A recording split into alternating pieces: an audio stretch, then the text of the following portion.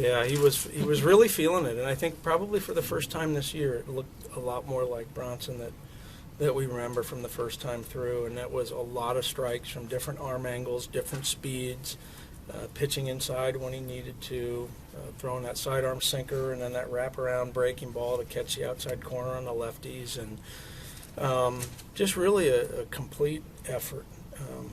By a guy who really knows how to pitch, and I think he's starting to really feel those things he needs to feel to make good pitches on a consistent basis. He touched 87. Is the arm getting to be where, I don't want to say where it was before, but the strength and stamina to go a little bit deeper in games now? Yeah, I think the thing, it's going to go one way or the other, right? It's going to go up or it's going to go down. So it's we're optimistic that it's going to keep kind of trending upwards where he keeps feeling better. It's been a long time away from this type of action.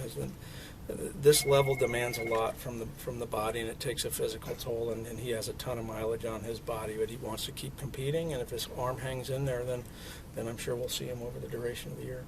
Kivlahan's been great off the bench for you this year. A lot of people were questioning, what are you doing starting him? And he comes in and gets that huge double, it cleared the bases, and that really was the difference in the game. It really was, and it's you're facing a really good pitcher and a savvy pitcher in Lackey. He knows how to pitch and throws everything for strikes. He's throwing more changeups today to both the left and right-hand hitters, and he's not an easy at bat, especially for a guy that hasn't seen him much.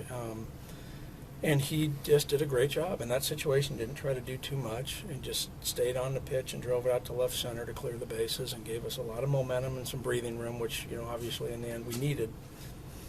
And you get to the ninth inning, Rysel kind of loses his concentration a little bit. He throws over to first, and no one's there. But to be able to come back and get that double play was huge. Yeah, you know what?